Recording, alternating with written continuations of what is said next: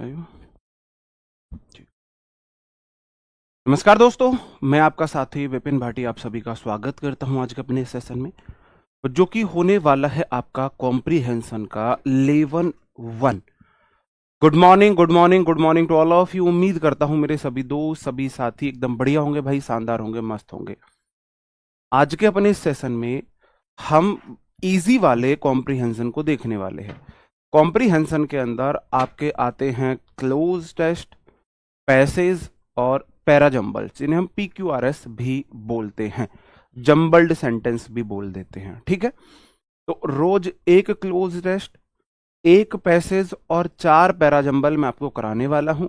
2 class में बिल्कुल easy देने वाला हूं, मतलब जो बिल्कुल इजी टाइप के जो होते हैं उसमें हम अपनी एक अप्रोच बनाएंगे, और फिर 3 क्लासेस में मैं आपको मॉडरेट लेवल के कराने वाला हूं। थोड़े मॉडरेट लेवल के आते हैं। मैं ये बोल दूं जो मैं करा रहा हूं यही आ जाएंगे, बिल्कुल झूठ बोलूंगा तुमसे। मैं क्या, कोई भी टीचर अगर तुमसे ये बोले कि जो मैं कॉम्प्रीहेंशन करा रहा हूं ये आ जाएंगे, 100%, 100% झूठ बोलेगा आपसे। ठीक है, तो ये यहां से ये सेम क्वेश्चन नहीं आ सकते। इन क्वेश्चन से आप एक अप्रोच सीखोगे, इन क्वेश्चन से आप, इन जो मैं आपको आज अब कराऊंगा, यहां से आप कॉम्प्रीहेंशन को करने का तरीका सीखोगे। तो मैं आपको तरीके सिखाने वाला हूं, ना कि एज इट इज यहां से क्वेश्चन आएंगे। मैं वोकैब में बोल सकता हूं, एज इट इज क्वेश्चन मिल जाएंगे। मैं ग्रामर में बोल सकता हूं, एज इट इज रूल से मिल जाएंगे। कॉम्प्रीहेंशन में कभी भी एज इट इज नहीं मिलते हैं। बहुत रेयरली ऐसा होता है कि कभी कभी कोई क्लोज टेस्ट रिपीट हो जाए या कोई पैराजंबल रिपीट हो जाए, वरना ये रिपीट नहीं होते हैं। इनको करने की जो अप्रोच है उससे आपको बहुत फायदा मिलता है। सबसे पहले मैं आपको कराता हूं एक पैसेज। लेवल 1 है, तो लेवल 1 में हम इजी चीजें रखने वाले हैं। हाँ जी, हाँ, हाँ, आप देखो 3-4 तरीके हैं कॉम्प्रीहेंशन को सुधारने के लिए। कॉम्प्रीहेंशन को सुधारने के लिए सबसे पहले मैंडेटरी चीज है, आपकी वोकैब अच्छी होनी चाहिए थोड़ी सी। तो दूसरा, आपकी ग्रामर भी अगर आती है तो आप थोड़ा सा उसे अपनी भाषा में समझ सको। आपकी भाषा लोकल लैंग्वेज भोजपुरी है तो आप उसे भोजपुरी में समझ पाओ। आपकी लोकल लैंग्वेज हरियाणवी है तो आप उसे हरियाणवी में समझ पाओ। आपकी लोकल लैंग्वेज जो बांग्ला है तो आप बंगाली में समझ पाओ। उर्दू है उर्दू में, हिंदी है हिंदी में समझ पाओ। उसके लिए आपकी एक तो वोकैब थोड़ी अच्छी होनी चाहिए और ग्रामर भी आपको आनी चाहिए। और उसके बाद आप 2 तरीके से कॉम्प्रिहेंशन में स्ट्रांग हो सकते हो। पहला तरीका, आप रोज 15 मिनट न्यूज़पेपर पढ़ें, 20 मिनट रोज न्यूज़पेपर पढ़ें, पहला तरीका। दूसरा तरीका, अगर आप 15-20 मिनट न्यूज़पेपर नहीं पढ़ना चाहते हैं, एक दिन में कुछ नहीं होगा, 20 मिनट रोज न्यूज़पेपर 40 दिन आपको पढ़ना पड़ेगा। एक तरीका यह है कि आप जो एनसीईआरटी बुक्स हैं, अपने छोटे भाई बहनों की जो बुक्स है, 5th क्लास से शुरू कीजिए। जो एसएसटी की बुक्स होती हैं, जो आवर वर्ल्ड, और जो मतलब जो जीएस की जो बुक्स होती हैं, उनको पढ़ना शुरू कीजिए। पहले 5th क्लास की, वहाँ लैंग्वेज ईजी है। फिर 6th क्लास की, वहाँ थोड़ी सी और टफ जाएगी। फिर 7th की, फिर 8th की, फिर 9th की, 10th की। आप ऐसे उन बुक्स को पढ़ना शुरू कर दीजिए। उससे क्या होगा, एक आपको लेवल बनाने की जरूरत नहीं है, लेवल मिल जाएगा। अगर आप पहली बार ये सब पढ़ रहे हो और आप सीधा न्यूज़पेपर पढ़ने लगो, आपको चीजें समझ नहीं आएंगी। ठीक है, उससे बढ़िया आप अगर 5th क्लास से शुरू करते हो तो आपको लेवल खुद मिल जाएगा। 5th क्लास में इजी लैंग्वेज, 6 में थोड़ा और मुश्किल, 7th में और मुश्किल। एक तो ये फायदा हुआ। दूसरा फायदा क्या होगा, साथ के साथ आपकी जीएस भी स्ट्रांग होती चली जाएगी। तो 2 फायदे हैं अगर आप 5th से शुरू करते हो। ठीक है, चलो, ये तो बहुत इजी है। मैंने बोला था कि भाई स्टार्टिंग में हम इजी ही रखने वाले हैं। ठीक है, trees are the most important part of our environment. जो ट्रीज है वो हमारे एनवायरमेंट का सबसे इंपॉर्टेंट, सबसे मुख्य पार्ट है। They are often called the lungs of the world.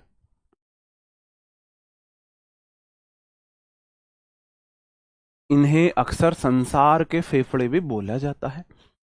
Because they provide us with oxygen, क्योंकि ये हमें ऑक्सीजन देते हैं, which we need to breathe, जो हमें सांस लेने के लिए चाहिए होती है, इसलिए इन्हें लंग्स ऑफ द अर्थ बोलते हैं। विदाउट ट्रीज, पेड़ों के बिना, life on earth would be impossible. जो जीवन है पृथ्वी पर वो इम्पॉसिबल होगा, असंभव हो जाएगा। अपार्ट फ्रॉम ऑक्सीजन, ऑक्सीजन से अलग, tree also give us many useful things. पेड़ हमें और भी बहुत यूजफुल थिंग्स देते हैं, चीजें देते हैं। लाइक फ्रूट्स, जैसे कि फल, वुड, लकड़ी, मेडिसिन, दवाइयां, एंड पेपर, जैसे कि पेपर। इन समर, गर्मियों में, trees provide us with cool shade. पेड़ हमें ठंडी छाया देते हैं। And help in bringing rain by releasing water vapour, और मदद करते हैं बारिश लाने में। कैसे?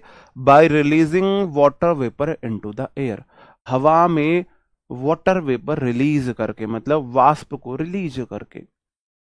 Many animals and birds build their homes in trees, बहुत सारे जानवर और पक्षी बनाते हैं उनका घर पेड़ों में। Making them a vital part of nature's home, जो इन्हें एक मुख्य, वाइटल होता है इंपॉर्टेंट पार्ट बनाता है प्राकृतिक घर में। हाउएवर, हालांकि, नाउअडेज, आजकल, people are cutting down trees at a very fast rate, लोग बहुत तेजी से पेड़ों को काट रहे हैं। टू बिल्ड हाउसेज, घर बनाने के लिए, एंड फैक्ट्रीज, और फैक्ट्रीज बनाने के लिए। दिस इज कॉल्ड डिफोरेस्टेशन, इसे डिफोरेस्टेशन बोला जाता है। And it is very harmful to our planet, यह हमारे ग्रह के लिए बहुत ही हानिकारक है। It leads to global warming, इससे ग्लोबल वार्मिंग होती है। And the loss of homes of many animals, और बहुत सारे जानवरों के घर छिन जाते हैं। टू सेव आवर अर्थ, हमारी पृथ्वी को बचाने के लिए, वी मस्ट प्लांट, हमें लगाने चाहिए, मोर ट्रीज, ज्यादा से ज्यादा पेड़, and protect the ones we already have, और बचाना हमें उस पृथ्वी को जो ऑलरेडी हमारे पास है, हमें उसे सेव करना है। एज द सेइंग गोज, जैसे कि कहावत है, plant a tree today for a better tomorrow. Plant a tree today, एक पेड़ आज लगाओ फॉर बेटर टुमारो, अगर तुम्हें कल अच्छा चाहिए तो आज एक पेड़ लगाओ। अगर तुम्हें कल अच्छा चाहिए तो तुम आज एक पेड़ लगाओ। ठीक है, चलो, ये प्रीवियस ईयर में ही पूछा गया पैसेज है, अपने पास से मैं नहीं लेके आया हूं। मैंने क्या बोला था कि भाई हम पहले करेंगे बिल्कुल इजी लेवल, जो बिल्कुल इजी लेवल होगा पहले उसे करेंगे। आज और कल की क्लास में हम इजी करने वाले हैं। कोई ऐसा स्टूडेंट जिसे समझ ना आया हो मुझे बताएगा तो मैं फिर से एक्सप्लेन करूंगा। बताओ, इतनी सिंपल लैंग्वेज तो 6th 5th क्लास के बच्चे भी समझ जाते हैं जी। हाँ जी, मुझे होमोफोबिया है, बिल्कुल है। बताओ आपने ऐसा क्यों पूछा?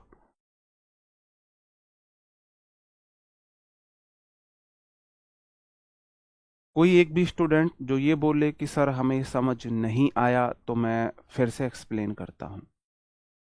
इजी लैंग्वेज थी ये, तो समझ आ जानी चाहिए थी। आया समझ? बहुत बढ़िया, ठीक है। अब क्वेश्चन कैसे आते हैं? क्वेश्चन ऐसे आते हैं, why are trees called the lungs of the world? Trees को वर्ल्ड का लंग क्यों बोला जाता है? दुनिया के फेफड़े जो हैं वो पेड़ों को बोला जाता है। अब हम एक पेड़ काट रहे हैं, मतलब अपना फेफड़े को काट रहे हैं।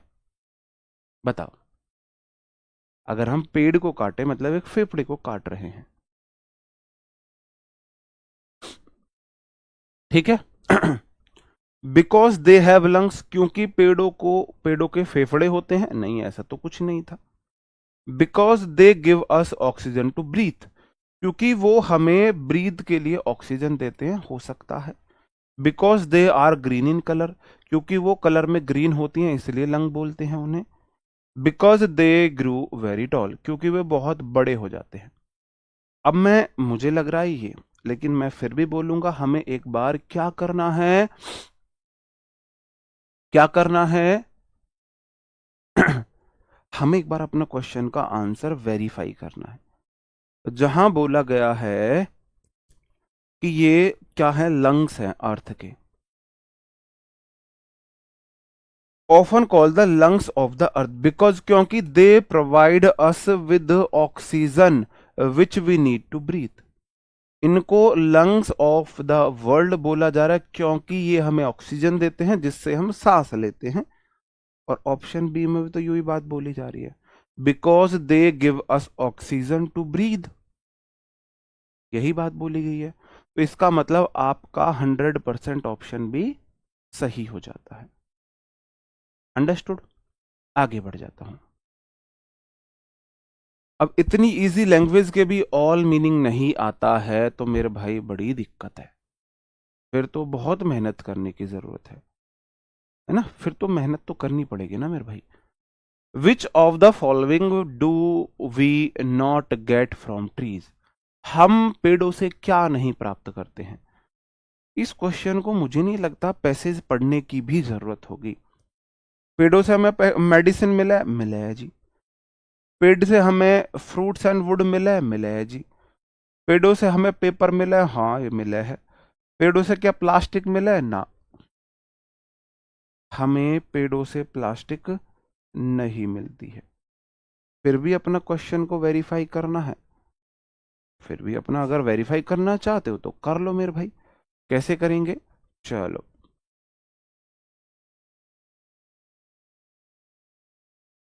ये हमें क्या क्या देते हैं, हमें थिंग्स देते हैं, फ्रूट्स देते हैं, वुड देते हैं, मेडिसिन देते हैं और पेपर देते हैं। 4 चीज दी गई हैं, 4 चीज वहां भी दी गई हैं। चलो नेक्स्ट क्वेश्चन।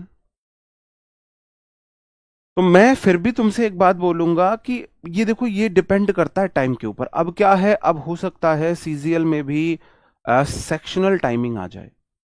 तो पहले क्या था, पहले हमें स्पीड में करना होती थी रीजनिंग, सबसे स्पीड में हम जीएस करते थे। मान के चलो 5 से 6 मिनट में, 6 मिनट में हम क्या किया करते थे, जीएस को किया करते थे।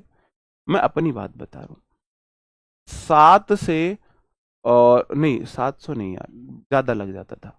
मतलब 12 से 14 मिनट में रीजनिंग किया करता था, और मतलब 7 से मैक्सिमम 8 मिनट में इंग्लिश किया करता था। तो अब आप देख लो, 5 और 12 17 और 7 23, मान के चलो मैक्सिमम मैक्सिमम में ये 3 जो पोर्शन था, मैक्सिमम मैक्सिमम में 25 से 30 मिनट में कर लिया करता था। और मैं 30 मिनट स्पेशल मैथ्स के लिए बचाया करता था, क्योंकि मेरे से कैलकुलेशन मिस्टेक हुआ करती थी। उसमें मैं 17 मिनट में या 16 मिनट में एक बार मैथ पूरा कर लेता था, 2 या 3 क्वेश्चन रह जाते थे। कैसे, मुझे लग रहा है क्वेश्चन लेंथी है, छोड़ देता था। मुझे लग रहा है क्वेश्चन में मैंने कहीं कैलकुलेशन मिस्टेक कर दी, छोड़ देता था। तो मैं पहले 16-17 मिनट में 22 से 23 क्वेश्चन कर लिया करता था एक बार में। तो फिर मेरे पास फिर भी लगभग लगभग 13 से 14 मिनट हुआ करती थी। फिर जो मेरे 2 से 3 क्वेश्चन बचे हैं उन्हें मैं अगले 5 से 6 मिनट में कर लिया करता था। फिर मेरे पास 7-8 मिनट हुआ करती थी, तो फिर मैं एक बार और मैथ्स चेक करके और अपनी रीजनिंग को चेक किया करता था। मैं अपनी प्लानिंग बता रहा हूं। तो पहले फायदा था ऐसा करने का, अब फायदा नहीं होगा। अब तुम्हें 15 मिनट्स मिलेंगी, 15 मिनट्स मिलेंगी, और 25 क्वेश्चन ही रीजनिंग के होंगे, आराम से कर लोगे। 15 मिनट्स मिलेंगी, 25 क्वेश्चन इंग्लिश के होंगे, आराम से कर लोगे। 15 मिनट्स मिलेंगी, 25 क्वेश्चन ही जीएस के होंगे, आराम से कर लोगे। 15 मिनट मिलेंगी और 25 क्वेश्चन मैथ्स के मिलेंगे, वो मुश्किल पड़ेंगे थोड़ा। लेकिन अब अगर ऐसा कुछ किया है तो एग्जामिनर को क्या करना चाहिए मेरे अकॉर्डिंग, अब उसको जो मैथ्स है वो इजी से मॉडरेट लेवल का रखना चाहिए, इजी से moderate.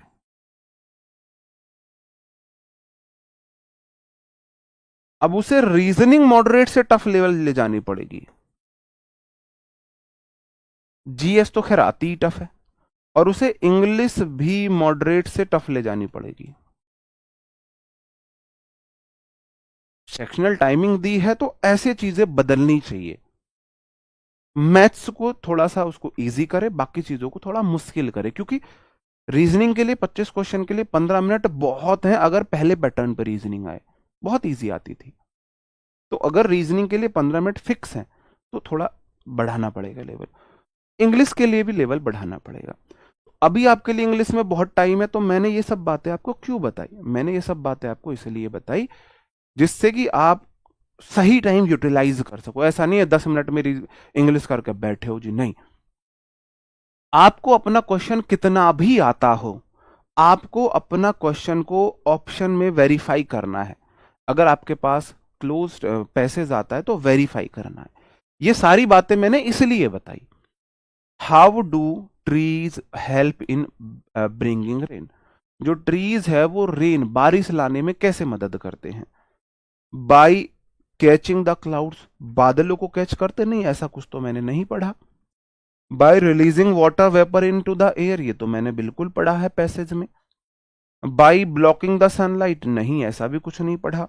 By growing deep roots, नहीं, ऐसा भी कुछ नहीं पढ़ा। ये वाला पढ़ा है शायद। अब यहां अगर आपके पास टाइम है, क्योंकि 15 मिनट है, तो मैं बोल रहा हूं डायरेक्ट आंसर लगा के मत चलो। अगर पहले वाला तरीका होता तो मैं बोलता सीधा टिक करो, आगे बढ़ो। अब सेक्शनल टाइम है तो अब अपना क्वेश्चन का आंसर वेरीफाई करो। टाइम बहुत है, वेरीफाई करो पैसेज में जाके। ये तो इजी हो गया। मॉडरेट में भी आपको अपने टाइम को वेरीफाई करना है, अपना क्वेश्चन को वेरीफाई करना ही करना है। In summer tree provide us with cool shade and help in bringing rain by releasing water vapour into the air. हाँ जी, बिल्कुल यही बात बोली गई है, यही बात ऑप्शन बी में है। इसका मतलब मेरा जो आंसर है वो वेरीफाई हो गया। मैं फिर बोल रहा हूं, अगर सेक्शनल टाइमिंग नहीं आती है तो वेरीफाई नहीं करोगे, और अगर सेक्शनल टाइमिंग होती है तो आपको वेरीफाई करना है अपना आंसर, क्योंकि टाइम बहुत है। ठीक है, फिर 100% अश्योरिटी के साथ आप आगे बढ़ोगे। नेक्स्ट क्वेश्चन है, what is the cutting down of tree on a large scale called? बड़े स्तर पर पेड़ों को जो काटा जाता है उस क्रिया को क्या बोलते हैं, वो क्या कहलाता है? प्लांटेशन। कटिंग डाउन को प्लांटेशन तो नहीं बोलेंगे, फार्मिंग नहीं बोलेंगे, गार्डनिंग नहीं बोलेंगे, डिफॉरेस्टेशन बोलेंगे। क्या इसका जिक्र पैसेज में हुआ है? हाँ जी हुआ है, मैंने पढ़ा था। This is called deforestation. क्या है? People are cutting down trees as a very fast rate. बहुत तेजी से पेड़ों को काट रहे हैं घर बनाने के लिए, फैक्ट्री बनाने के लिए। This is called deforestation. ठीक है, चलो।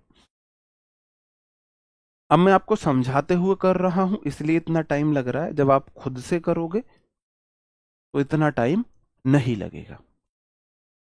What is the main message of the passage? Passage का मेन मैसेज क्या है? पैसेज क्या मैसेज देना चाह रहा है? We should cut trees to build house, हमें पेड़ काटने चाहिए घर बनाने के लिए? नहीं, ऐसा तो नहीं बोला कहीं। Animal do not need trees, जो जानवर है उन्हें पेड़ों की जरूरत नहीं है? बिल्कुल है जी, घर बनाते हैं, वहां से अपना चारा भी वो लेते हैं। We must plant and protect trees to save earth, हाँ ये बात तो बोली है। Trees are only useful for shade, पेड़ सिर्फ शेड के लिए यूजफुल है? नहीं, शेड के लिए काहे की यूजफुल है? फल भी मिला है इनसे, ऑक्सीजन मिला है, बारिश हो गया, लकड़ी मिला है, पेपर मिला है, बहुत सारी चीज हो। हमें पेड़ लगाने चाहिए, और लास्ट में यही तो बात पैसेज में बोली है। पैसेज में लास्ट में यही बात बोली है, to save our earth we must plant more trees, protect the ones we already have. As एक सेइंग भी है, plant a tree today for a better tomorrow. इसका मतलब ये बात यहां बोली गई है लास्ट में। ये सबसे इजी लेवल होता है, जिसमें क्या होता है, एक पूरा पैसेज दिया होगा, और जो जिस जैसे पैसेज है ऐसे इतना बड़ा, तो जो क्वेश्चन है वो इस सीक्वेंस में पूछे गए। स्टार्टिंग से पहला क्वेश्चन, फिर जो दूसरी तीसरी लाइन होगी उससे क्वेश्चन नंबर 2 पूछ लिया जाएगा, तीसरी चौथी लाइन होगी क्वेश्चन नंबर 3 पूछ लिया जाएगा, फिर लास्ट में आके क्वेश्चन नंबर 4 और सबसे लास्ट के पैसेज से क्वेश्चन नंबर 5। मतलब जिस सीक्वेंस में पैसेज है, ठीक है, जिस सीक्वेंस में पैसेज है उसी सीक्वेंस में क्वेश्चन पूछ लिया जाता है और डायरेक्ट क्वेश्चन पूछे जाते हैं। ठीक है, दो तरह के जो हमारे पैसेज होते हैं वो इजी होते हैं, एक स्टोरी बेस्ड या तो स्टोरी बेस्ड हो, या फिर एक ऐसे कोई जनरल टॉपिक का हो, इजी होते हैं। जनरल टॉपिक जैसे कि आपका हो गया ये एनवायरनमेंट से रिलेटेड हो गया कोई टॉपिक, या आपका कोई टॉपिक एनवायरनमेंट में ही आ गया, ये आपका ग्लोबल वार्मिंग, ये सब टेरर से रिलेटेड कोई टॉपिक आ गया, टेररिज्म से रिलेटेड, और आपका वुमेन एम्पावरमेंट से रिलेटेड कोई टॉपिक आ गया। तो ये जनरल टॉपिक वाले जो होते हैं ये इजी होते हैं, या कोई स्टोरी बेस्ड हो। ठीक है, उम्मीद है 5 में से 5 सबके हुए होंगे। अब मैं आ जाता हूं क्लोज टेस्ट। क्लोज टेस्ट किसी भी लेवल का हो, पहले ये बताएंगे मुझे क्लोज टेस्ट आप देख पा रहे हो अच्छे से? नहीं, इसमें तो सबके पूरे सबके ही सही होंगे, इसमें भी अगर एक आध क्वेश्चन गलत हुआ है तो फिर रेड फ्लैग है, वो रेड फ्लैग है अगर इस पैसेज में भी एक आध क्वेश्चन गलत हो गया। मतलब कि रेड फ्लैग मतलब खतरे की घंटी है आपकी इंग्लिश पर। इसमें सबके 5 में से 5 हुए हैं और अच्छी बात है, इजी है। कल भी लगभग इजी ही पढ़ेंगे, कल इससे थोड़ा सा मुश्किल उठा लेंगे बस, परसों फिर मैं थोड़े से टफ लेवल के लूंगा।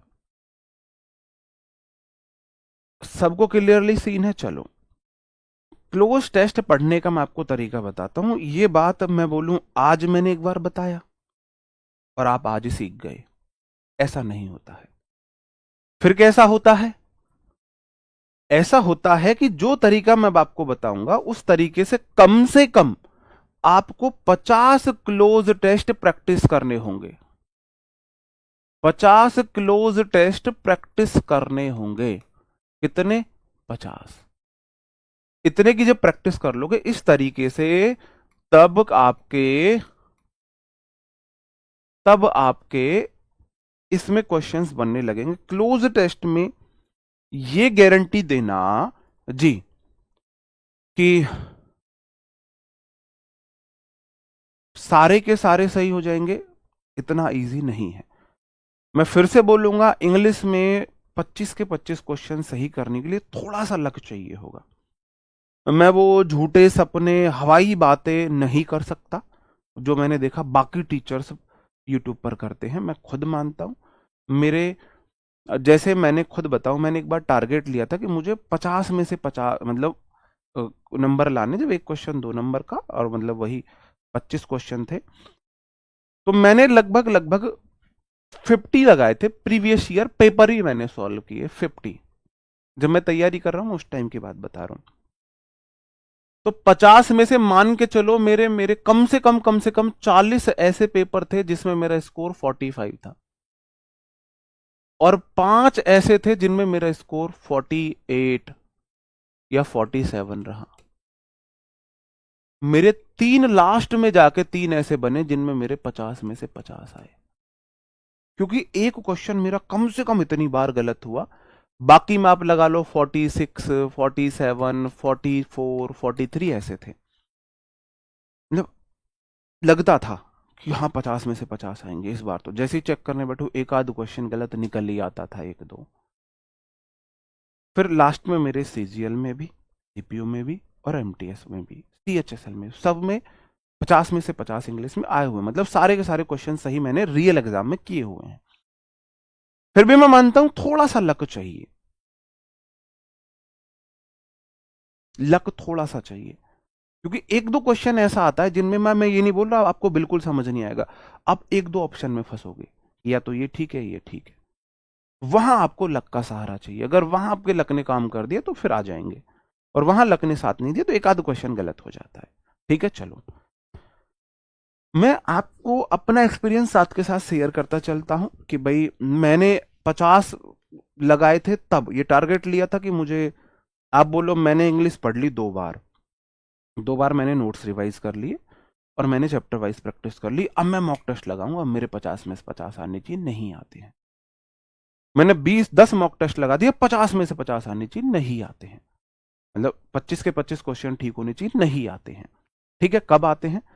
जब आप ये मान के चलो कि मुझे 50 मॉक टेस्ट लगाने, 50, तो तब मान के चलना 50 में से 5 मुझे टारगेट करने की 25 के 25 क्वेश्चन सही हो। इस तरीके से टारगेट लेके चलो। अब बोलो मैंने पढ़ ली, मेरे तो हर एक मॉक टेस्ट में से 50 आने चाहिए, नहीं आते हैं, 1-2 क्वेश्चन गलत हो जाता है। रियलिस्टिक बातें मैं आपको बता रहा हूं, हवा वाली बातें नहीं बता रहा हूं कि इतने आ जाएंगे, ये कर लो, आ जाएंगे, वो आ जाएंगे, नहीं। कभी भी किसी भी टीचर के पूरे कंटेंट में से 50 में से 50 नहीं आ सकते, कभी नहीं आ सकते, ना मेरे में से ना किसी और के में से।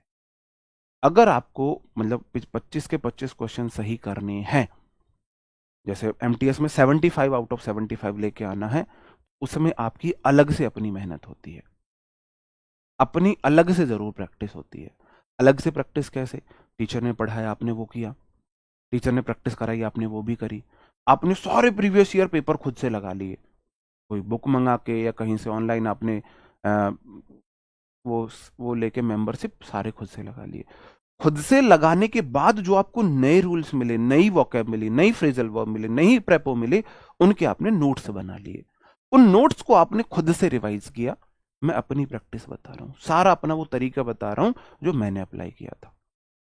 किसी भी टीचर XYZ किसी भी बुक XYZ से पढ़े अच्छे से पढ़े, उसके बाद भी नहीं आएंगे। उसके बाद आपने सारे प्रीवियस ईयर क्वेश्चंस को खंगाला, तो जो नया रूल मिला वो लिखा, जो नई प्रेपो मिली वो लिखी, नई फ्रेजल वर्ब मिली वो लिखी, और फिर उनको बार बार रिवाइज किया, तब जाके आपके पूरे क्वेश्चन सही होंगे। ठीक है, इसमें अपनी मेहनत होती है। कोई भी पूरे के पूरे क्वेश्चन सही करके आ रहा, कभी भी पूरा क्रेडिट टीचर को नहीं जाता, उस बच्चे की खुद की सेल्फ स्टडी को ज्यादा क्रेडिट जाना चाहिए। एक बार आप पूरा पैसेज पढ़ेंगे, क्लोज टेस्ट को पूरा पढ़ना है, जितना समझ आए कोई फर्क नहीं पड़ रहा, जितना समझ आए उतने समझते हुए एक बार पूरा क्लोज टेस्ट पढ़ेंगे। The significance of education in a person's life cannot be overstated.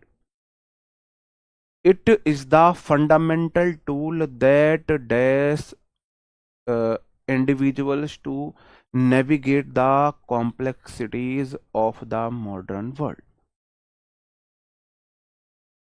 किसी भी मतलब पर्सन्स के लाइफ में जो एजुकेशन का सिग्निफिकेंस, इंपॉर्टेंस है, वो उसको ओवरस्टेट नहीं कर सकते हैं। ये एक फंडामेंटल टूल है जो इंडिविजुअल को क्या करता है, नेविगेट करने में मदद करता है कॉम्प्लेक्सिटीज को। मॉडर्न वर्ल्ड की जो कॉम्प्लेक्सिटीज है उनको नेविगेट करने में क्या करता है। हालांकि however the quality of education often dash from one region to another. जो एजुकेशन की क्वालिटी है वो अक्सर क्या होती है, एक रीजन से दूसरे रीजन में क्या होती है, creating a gap in opportunity, जिससे अपॉर्चुनिटी में गैप आता है। टू ब्रिज दिस डिवाइड, इस डिवाइड को ब्रिज करने के लिए governments must dash more resources into rural schools. Government को रूरल स्कूल्स में क्या करना चाहिए वो बताया जा रहा है। And ensure that every child has access to basic learning facilities, और ये इंश्योर करना चाहिए कि हर एक चाइल्ड की पहुंच हो बेसिक लर्निंग फैसिलिटीज से। In addition to academic knowledge, academic knowledge के साथ साथ students should also be encourage to develop critical thinking. Student को इनकरेज करना चाहिए डेवलप करने के लिए क्रिटिकल थिंकिंग। एजुकेशन क्या है? एजुकेशन वो टूल है जो किसी इंसान में तार्किकता लाता है, जो किसी इंसान को तार्किक बनाता है, सही गलत में अंतर करना सिखाता है। तार्किक होते ही मतलब सारी चीजें अपने आप सॉल्व आउट है, सही क्या है गलत क्या है वो सब चीजें उसमें आ जाती है। जो उसके अंदर के भय को खत्म करके उसको रियलिटी चेक देता है, वही एजुकेशन है। एंड प्रॉब्लम सॉल्विंग स्किल उसके अंदर आए, which are dash for personal growth, जो पर्सनल ग्रोथ के लिए कुछ है। Without a solid educational foundation, बिना सॉलिड एक मजबूत एजुकेशनल फाउंडेशन के, बुनियाद के, इट बिकम इंक्रीजिंगली डिफिकल्ट, यह और ज्यादा मुश्किल हो जाता है फॉर द यूथ, यूथ के लिए टू डैश देयर ड्रीम्स, उसके ड्रीम्स को क्या करने के लिए, in a competitive environment, competitive environment में यूथ को कुछ करने के लिए, ड्रीम्स को करने के लिए और मुश्किल हो जाता है। कहने का मतलब है पूरा पैसेज किस, पूरा पैसेज का थीम क्या लग रहा है आपको? आप बोलोगे सर जी पूरा पैसेज का मुझे थीम लग रहा है इंपॉर्टेंस ऑफ एजुकेशन, लगभग इंपॉर्टेंस ऑफ एजुकेशन। अब एजुकेशन से जुड़ा हुआ ये पूरा को पूरा क्लोज टेस्ट है, मतलब एजुकेशन की इसमें बात हुई है। सबसे पहले ये पता करना है कि जो पूरा का पूरा क्लोज टेस्ट है उसमें जो बात की जा रही है वो लगभग किस पॉइंट पर की जा रही है। आप बोलोगे आपने पूरा क्लोज टेस्ट देखा, आपको पता लगा एजुकेशन पे बात हो रही है जी। अब एजुकेशन से रिलेटेड जो आपके पास खुद की नॉलेज है वो इसमें आपकी मदद करेगी। आप ये ही नहीं पता लगाते कि पूरा का पूरा जो हमारा क्लोज टेस्ट है वो है किस आधार पर, और क्वेश्चन करने लग जाओगे, क्वेश्चन गलत कर दोगे।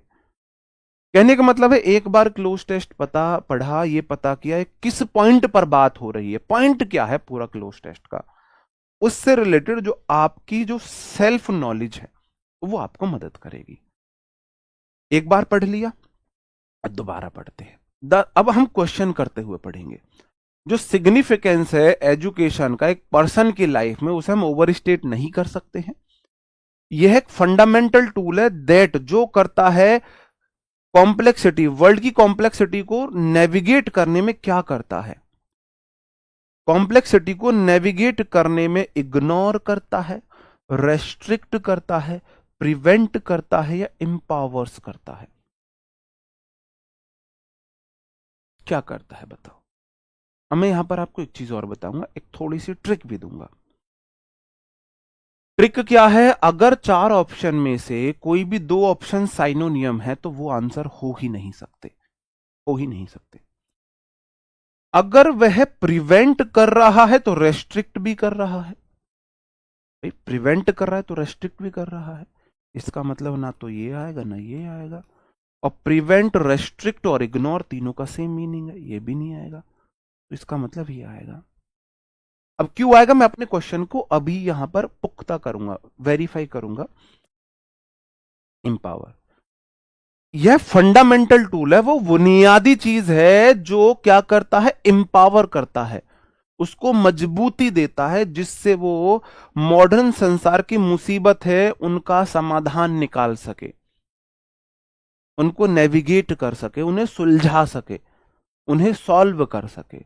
तो वह वो फंडामेंटल टूल है जो इंडिविजुअल को शक्ति देता है, ताकत देता है, किस चीज की, जिससे वो नेविगेट कर पाता है कॉम्प्लेक्सिटी, मॉडर्न वर्ल्ड की, आधुनिक संसार की जो कॉम्प्लेक्सिटी है, अड़चने हैं, मुसीबतें हैं, दुविधाएं हैं, उनको वो सॉल्व कर सके।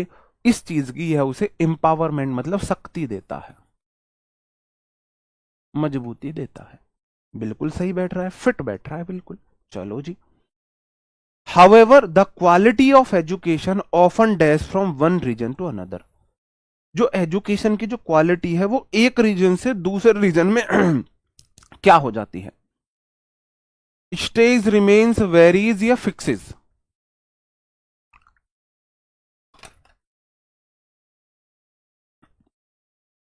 स्टेज और रिमेन्स दोनों साइनों हैं, रिमेन्स बनी रहती है, स्टेज बनी रहती है, दोनों तो नहीं हो सकते, फिक्स भी नहीं है। भाई रूरल में एजुकेशन अलग है और अर्बन में अलग एजुकेशन है। मान के चलो जो हाई प्रोफाइल लोग हैं, जिन उनके बच्चे जिन स्कूल में पढ़ते हैं वहां एजुकेशन की क्वालिटी अलग है, और जो गरीब लोग हैं जिनके बच्चे सरकारी स्कूल में पढ़ते हैं वहां की जो एजुकेशन क्वालिटी है वो अलग है। रिसोर्सेज की कमी है, बहुत सारी चीजें, मॉनिटरिंग की कमी है, तो वेरी करती है। वेरी फ्रॉम मतलब डिफरेंट करती है, अंतर लाती है। वेरी सही आंसर है। देखो मैं प्रूफ करता हूं अपना आंसर। हालांकि जो क्वालिटी है एजुकेशन की वो अक्सर vary from one region to another, एक रीजन से दूसरे रीजन में वो बदल जाती है, वेरी करती है, अंतर है उसमें, जिससे गैप बनता है। जैसे आप देखो जितने भी high profile school, public schools होते हैं, वहां इंग्लिश स्पीकिंग उन स्टूडेंट्स के लिए बहुत आसान हो जाता है, बहुत आसान। हालांकि मुझे गर्व है, मैं यूपी बोर्ड से पढ़ा हुआ, बहुत सारे मेरे स्टूडेंट डीपीएस से पढ़े हुए, उन्हें पढ़ा रहा हूं, ठीक है। तो वो क्या करती है, वेरी करती है, वेरीज करती है, ठीक है, जिससे अपॉर्चुनिटीज में गैप आता है, अपॉर्चुनिटीज में गैप आता है। अब एक बात बताओ, अब सोच के देखना, एक स्टूडेंट बहुत अच्छे कॉलेज से बीटेक करके आ रहा है, वो 7-8 लाख रुपए बीटेक में खर्च करके आ रहा है, इसका मतलब उसकी इंग्लिश में तो उसे प्रॉब्लम नहीं है, और बीटेक वाले स्टूडेंट को मैथ में प्रॉब्लम नहीं आती है। और एक स्टूडेंट जिसके पास बीएससी की फीस देने के पैसे नहीं है, उसने बड़ी मुश्किल से बीए किया है, अब बीटेक वाले स्टूडेंट को उस बीए वाले स्टूडेंट को बीट करना है सीजीएल में। आपने देखा होगा सबसे ज्यादा जो सीजीएल क्रैक करते हैं वो बीटेक वाले स्टूडेंट करते हैं। अब ऐसा क्यों? क्योंकि फाउंडेशन गैप बहुत बड़ा है। बीटेक वालों को रोज 10 से 12-15 घंटे पढ़ने की आदत हो जाती है, हैबिट हो जाती है, कॉलेज में पढ़ना, घर आके पढ़ना, ये सब। और ये बीए वाले, एक ऐसा स्टूडेंट बीए करता है जिसकी आर्थिक हालत इतनी अच्छी नहीं है, वो रोज बेलदारी कर रहा है, मजदूरी कर रहा है, साथ के साथ पढ़ाई कर रहा है। कितना बड़ा ब्रिज बन गया, कितना बड़ा गैप बन गया है, उसको ब्रिज करना इतना आसान नहीं है। इसलिए सीजीएल वगैरह में ज्यादा रेशियो अगर आप देखोगे तो बीटेक वाले स्टूडेंट का सिलेक्शन का होता है, ठीक है।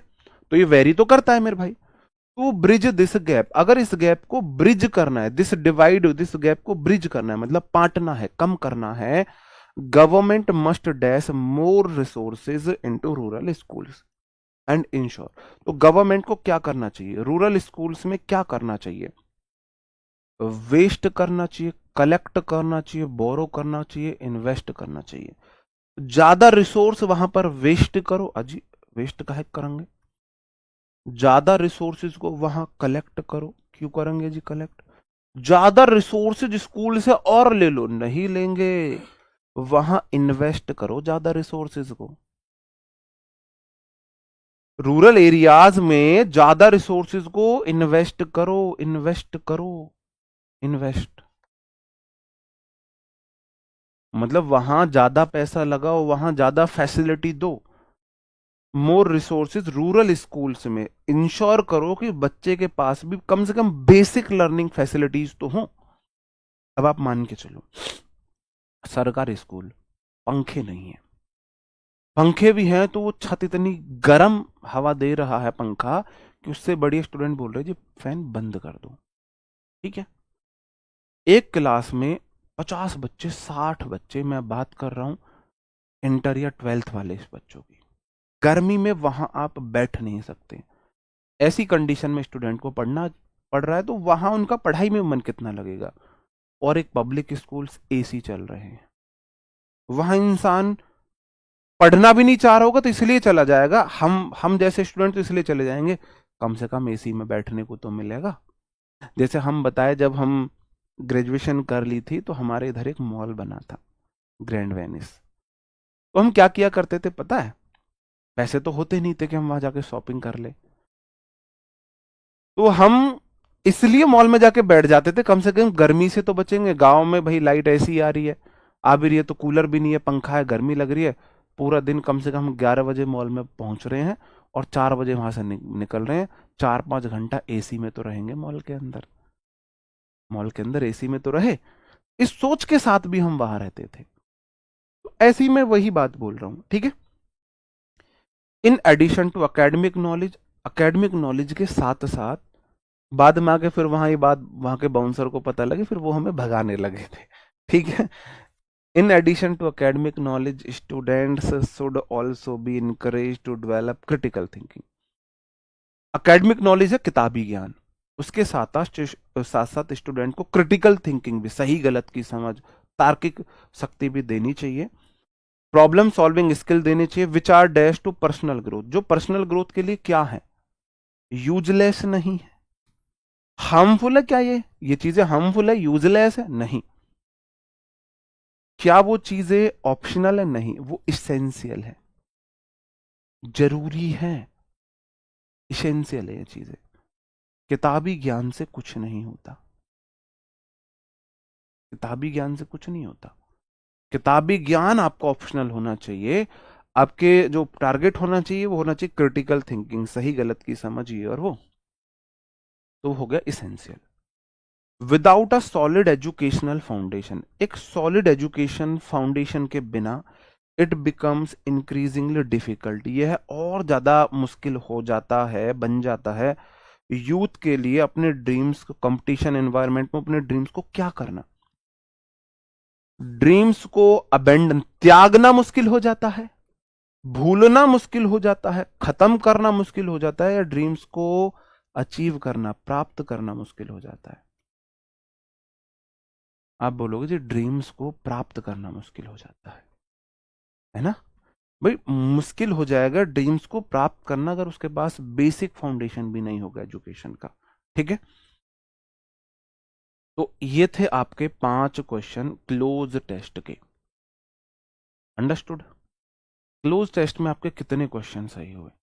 इजी लेवल था। अचीव मतलब प्राप्त करना, पूरा करना, उस चीज को पाना।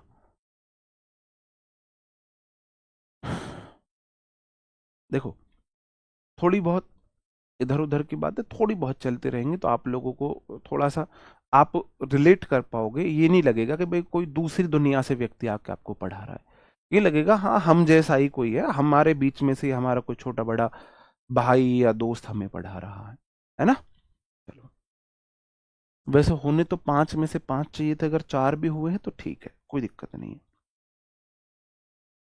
अब ये हमारे आ जाते हैं पैराजंबल। इसमें क्या है, एक पूरा सेंटेंस होगा या 4 सेंटेंस होंगे, एक सेंटेंस है उसे तोड़ देंगे, या 4 सेंटेंस होंगे उनका सीक्वेंस बताना है कि किस सीक्वेंस में होना चाहिए। Rearrange the part of this sentence, इस सेंटेंस के पार्ट को रीअरेंज करो। एडिक्विटी ने इसके आंसर बड़े वाहियात दिए हैं, एडिक्विटी ने बहुत वाहियात आंसर दिए हैं, तो अगर एडिक्विटी आधार पे आप बोलोगे जी इसका ये आंसर होना चाहिए, उसका सॉल्यूशन मेरे पास भी नहीं है, सॉरी बोल दूंगा मैं आपसे। मैं इसका सही आंसर आपको बता सकता हूं। Before the heavy rain the villagers repair the damaged bridge, the villagers repair the damage bridge, damage bridge को रिपेयर किया गया है, किसने किया है? विलेजर्स ने किया है। इसका मतलब बी के बाद सी आएगा, the villagers repair the damaged bridge. इसका मतलब बी के बाद सी किस किस ऑप्शन में है? इस ऑप्शन में है और इस ऑप्शन में है, ये 2 ऑप्शन आपने काट दिए। इनको आपको इस तरीके से ही करना है।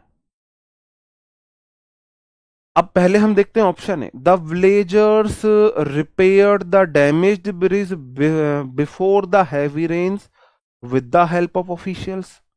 भाई बी सी फिर उसके बाद A, before the heavy rains with the help of officials हो सकता है, या before the heavy rains, heavy rain से पहले the villagers repair the damaged bridge with the help of officials, ये भी हो सकता है। अब मुझे ये ज्यादा अप्रोप्रिएट लग रहा है। अब हो सकता है एडिक्विटी ने इसका आंसर ये दिया हो, लेकिन मैं बोलूंगा इसका आंसर ये क्यों नहीं हो सकता, मुझे ये ज्यादा अप्रोप्रिएट लग रहा है। कैसे? बिफोर द हैवी रेन्स, भारी बारिश से पहले विलेजर्स ने रिपेयर कर दिया था डैमेज्ड ब्रिज को, छत जो ब्रिज था टूटा हुआ, ऑफिशियल्स की हेल्प से। तो मेरे according A B C D ज्यादा सही है। अब हो सकता है एडिक्विटी ने इसका आंसर ये माना हो, लेकिन मैं पूछता हूं ये गलत क्यों नहीं है, ये सही क्यों नहीं है ना? तो इसमें मेरे बीच और एडिक्विटी के बीच थोड़ा सा डिफरेंस आएगा, द्वंद आएगा, तो आप ये मत बोलना सर जी आप गलत बता रहे हो, ये एडिक्विटी ने इसका आंसर ये माना है तो यही ठीक है, ये नहीं है। ठीक है, क्योंकि आपको पता है एडिक्विटी की जो तर्क शक्ति है, उनका जो लेवल है वो किस किस घटिया लेवल का है। ये भी गलत नहीं है और ये भी गलत नहीं है, दो आंसर इसके हो सकते हैं। The villagers repair the damage before the heavy rain with the help of officials. भाई विलेजर्स ने डैमेज ब्रिज को क्या किया था, रिपेयर किया था ऑफिशियल्स की मदद से, रिपेयर किया ऑफिशियल्स की मदद से। इसके बाद ये साथ में आना ज्यादा अप्रोप्रिएट लग रहा है। ठीक है, चलो नेक्स्ट क्वेश्चन है, the head master for his punctuality praised the student. अब स्टूडेंट को प्रेज किया गया, किसने किया, हेड मास्टर ने। तो द हेड मास्टर प्रेज्ड मतलब ए के बाद सी, द स्टूडेंट उसके बाद डी, मतलब ए सी डी सीक्वेंस में होना चाहिए। अब देखो किस ऑप्शन में है। द हेड मास्टर प्रेज्ड, ए के बाद तो सी तो डेफिनेटली होना ही चाहिए। अब ए के बाद सी, इसमें भी नहीं, इसमें भी नहीं, इसमें भी नहीं, इसमें दिया है।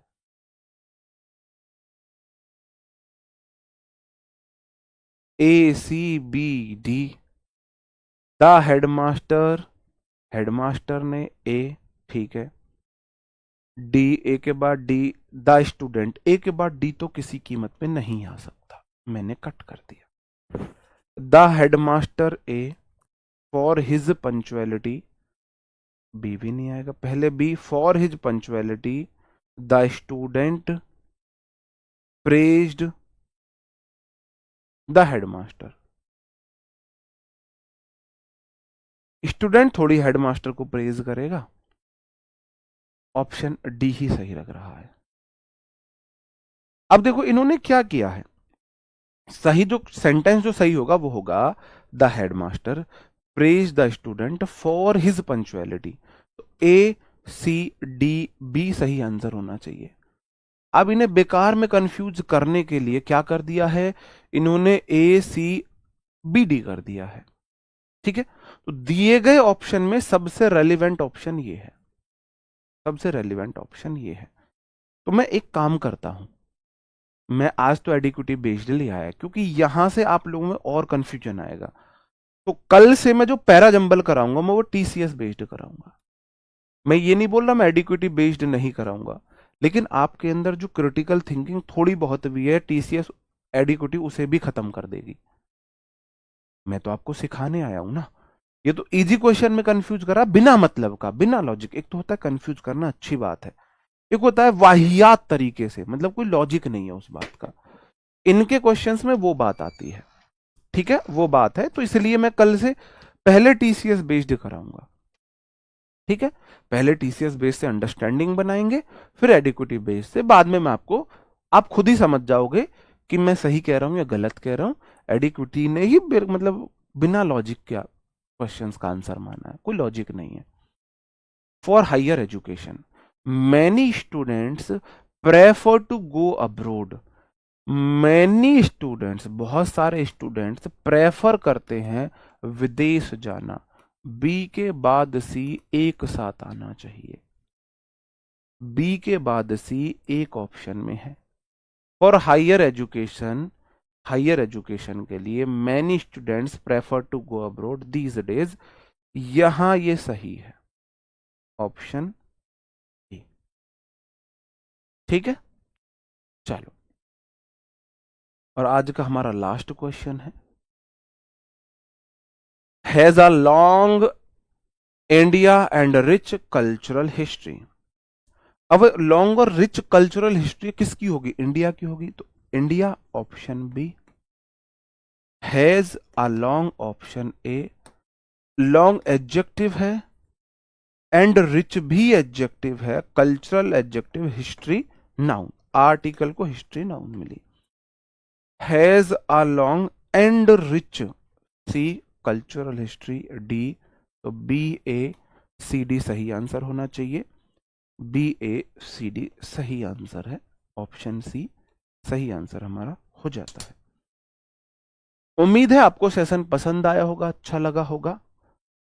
टीसीएस के क्वेश्चन इजी हैं या टफ है, लेकिन लॉजिक ठीक है। एडिक्विटी ने इजी क्वेश्चन में भी वाहियात लॉजिक देके, मतलब सही आंसर ना देके बेमतलब में फंसाया है, ऐसा है। ठीक है। एडिक्विटी के लॉजिक बहुत वाहियात है। जैसे कुछ मैंने आपको दिखाया, उनकी वॉइस ट्रांसलेशन होता ही नहीं एक्टिव से पैसिव में, उनकी कर रखी है ट्रांसलेशन बिना लॉजिक के। कुछ क्वेश्चंस में कोई लॉजिक नहीं है, ट्रांसलेशन किया है वॉइस का। ऐसे इनमें कोई लॉजिक नहीं है, जैसे ये वाले क्वेश्चन थे दो, लॉजिक नहीं है, मैंने बताया आंसर ये, वो देगा आंसर ये, इस तरीके से चीजें हैं। ठीक है। तो मिलते हैं मेरे भाई, अभी आपसे वोकैब की क्लास होगी।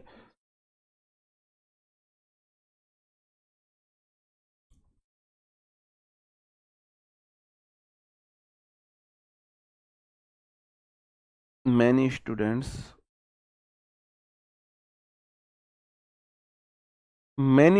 Prefer to go abroad. B के बाद सी आना मैंडेटरी है? नहीं, हम एडिक्विटी उस पे नहीं जा सकते, है ना, एडिक्विटी पैटर्न पे नहीं जा सकते। मैं फिर बोल रहा हूं, हो सकता है मेरा आंसर एडिक्विटी से वेरी करे, ये बात मैं आपको पहले पहले उससे बता रहा हूं, पहले क्वेश्चन से। ठीक है। मिलते हैं अभी, अभी के लिए इतना ही। Bye bye, thank you, take care, जय हिंद दोस्तों।